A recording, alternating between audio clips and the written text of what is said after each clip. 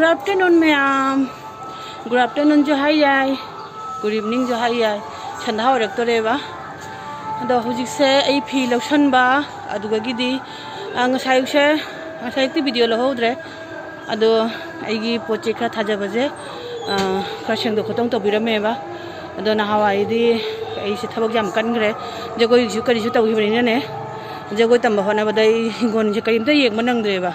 Adagi siriga kariga se aigi jam bhau noni jamna mot na lere me ba adu ngasi shek na kon tawre ngasi je Sunday ne ba skito ni makoni na ne akoi sida bazar du gane moi gi mayangi moi kitto no tawre ba si makoni na kaim tari ba ta da ba khangde adu me am aka jagolo tharak pada arum ju hauru re lok shu tawru re angang marakta hanubi ina angang marakta khat chong phan tawra mina ne adugi awaba do phudorak paduna arum hauru ra kharani aduga gidi lok shu tawru re adu pha hujik ti phare ba phada huji jumgi thaba khara tuk ta khara tawri adu ngasi nimje chuti ni chuti ju oi ba ai chu chuti oi ri huji ai ju vacation enjoy tawri aduna vacation enjoy nu pi akho gidi vacation ne aina enjoy tawni ngai lete vacation na heli atai ju thaba kan ba aduna mapan gi thaba haidi chakhum changkhadi mapan gi thabak se tawba hingon je matam hekta phangaude ba inam dana mit koi bani na ne aduna ta mapan gi thabak kha tawsalli ba aduni mayam aigi hingon ji khatang hasidi update pijarage thara jenghanjarage mayam da phi ju lotion na loirak tore phi ju lotion mak ta kare bane ba si thabak achaw mani mathak ka makha ka thok kasinda yeng mini rasim mayam mathang do se kharani se ingarang dagi nahan dagi ingchale ba do phelumaga puthoe khara parap to ba phi ma indradi ingye ba ingli tawri dagi jamna pamjaba nimit lak trai di olang tha jam pam de ba khoi din oje bani na isa je ekta olang ba jamna olang ga le ba duna inham da sene khara pam jare di ingi ngai nuai ai tare adu yeng si me am idam da de hajang je hauri inga ju ekta sweater kari phi anu mali sele ekta yai go olang tha de upai lite laira bani na esi ju le je bangam je de aduna upai lite kok sak na khang bana tana adu yeng ni rasi makha da gi hana yeng si ba agi hingon lo tharak pada thawai ju nungai tre jagoi lotion gi je tha ma tamak pai je me am gati na khona na haidi lei kan to tha ma sum nuti unara bani na ne mayam je agi sakhi tawbu de agi ikhang ngtani ina ngtani do icheo jauri jani khaktani ado agi sakhi me am jamna miss tawre me am agi sakhi me am ita me am miss you jan miss tawri khangde puchidam ka saba phangdoira phangoidra dudi khangde am kadi ani rakti jawjare rathama do ki kripa dagi gopi oina ado ahum lakshuna de jawninge ba khangde ahum lakshuba shuna jaw phangdoira phangoidoira puchida khangde sire sahi amani leithara adi jawning roi ba jongning ra huji makse khwang yaraktre adu matam duga phangdoira phangoidora dudi khangde me ahum lakshuna de jawjaningi ko khangde rathama do chingchalaga jawre phanggadra phangoidra khandi khan jawdu jawningi bani thamoi sidadi jaraktra su thamoi sidi jawjaning ba du yeng asi myam aduna han aigi na hawai aigi jeram thagya thayana utpado myam asimadi kya phagalakti ado asigi cartoon gi keno jimadi khara phajare simadi khara mi manjare sidi kya phatri do sidai ji ju chaninga le tabni sum len na chabadane chawa ngai ngamdre sida lai re janam se sidai hangam do photo khraga khame se mi oina thare gi hangam do myam ahan oire maksudu mapan chare si pere chaba khoi keno dire khoi ma pa dire pere chaba je mak jam haina je ba na man chana ba tham ai di sum ko na chaba je kya haina de maki sa na ba tham bi re pere je du loina pere tho e ba du sai jina ina khame se mi kha thajalle de sum de hangam ji ju kya phajaba oi de sum de je de si ju loina pere tho e de hangam je di kya pam na cha de da aduna adu jam thau sadre maru budi leiri ba hunge budi yai adu aina chara ju khara tawgi bado chara jing ju handa khanna jing bi da bani na jagoi tawringe da tha ma de sum jagoi chonginge da karim te hingon ga jeng ba sangre ba hangam chara na tawri jing ji ju loina makhong isang sang ana mong cha de thado budi sum phajarakani yenge mani ka thadok pa yabra ina hangam hawridi litla taragane bo hiti litla tarabani na sum hawde hawdorabani do si di sum maru launa ba adai di pere chana ba thammage side asida leire ado tilau khara thage tabone tilau dina tang mana 80 rupees pi rai na hai aduna thabaga kire khara hongthara kijan adai asida gi keno je do keno sanarei je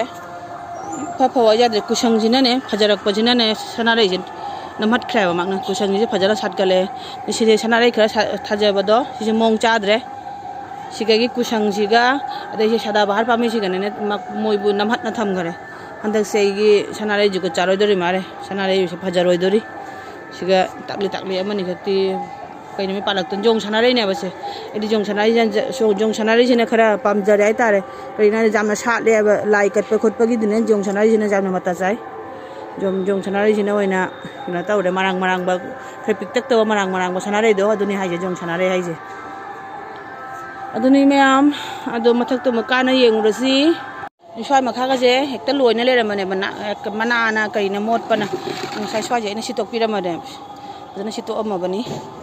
segi samaroi do aduni sim mapan hagol ei je si je paladi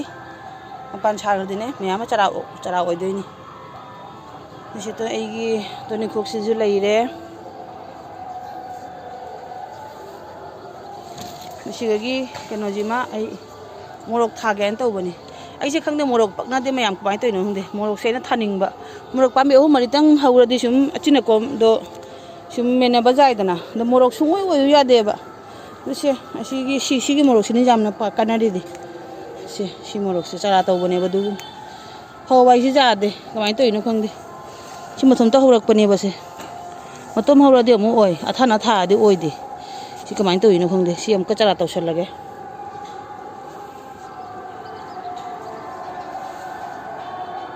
sidagi nahawa jenam thagi bado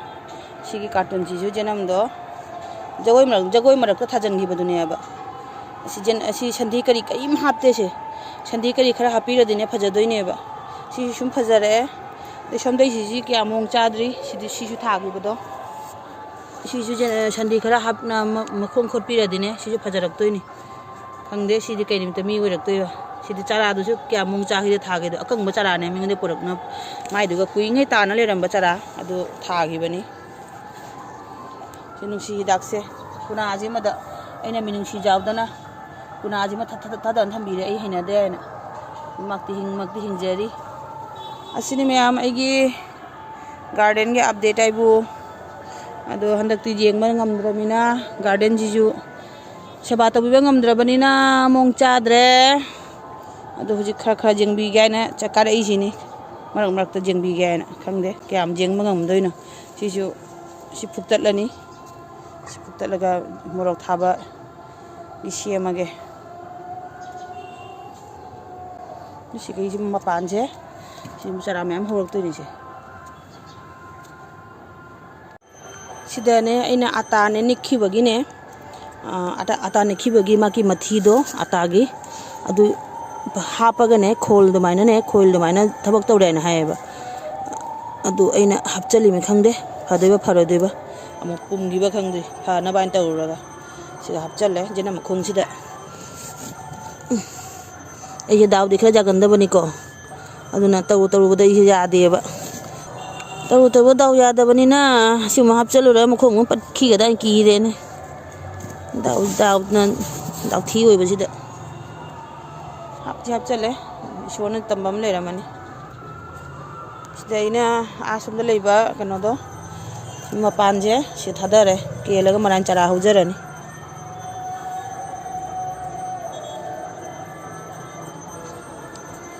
yam aigi kano je khara morok to ka je kha thajan ge aduga gidi kano ne tilhau ju khara thage tilhau mana chabai matam jawre alu no baga tilhau mana ga ne iron chabado yam haw bani ba adu iron chana bagi tilhau ju kha thajan ge tap na aigi favorite jaga da phamme aigi jamna kuire phamda basida aigi favorite mafam mai tare swai je ꯑꯗꯨꯅ ꯃꯌꯥꯝ ꯑꯗꯣ ꯑꯩꯒꯤ ꯚꯤꯗꯤꯑꯣꯁꯤꯁꯨ ꯉꯁꯤꯗꯤ ꯃꯇꯥꯡꯁꯤꯗ ꯂꯣꯏꯁꯤꯟꯖꯔꯒꯦ next ꯚꯤꯗꯤꯑꯣꯗ ꯑꯃꯨꯛꯀ ꯎꯅꯔꯁꯤ ꯑꯩꯒꯤ ꯚꯤꯗꯤꯑꯣꯁꯤ ꯅꯨꯡꯉꯥꯏꯕꯤꯔꯗꯤ ꯂꯥꯏꯛ ꯁꯤꯌꯥꯔ ꯀꯃꯦꯟꯠꯁ ꯇꯧꯕꯤꯔꯝꯃꯨ ꯐꯖꯕ ꯑꯅꯧꯕ ꯑꯣꯏꯕꯤꯕ ꯇꯥꯔꯗꯤ ꯆꯦꯅꯦꯜꯁꯤꯗ ꯁꯕꯁꯀ꯭ꯔꯥꯏꯕ ꯇꯧꯕꯤꯔꯝꯃꯨ ꯕꯥꯏ ꯕꯥꯏ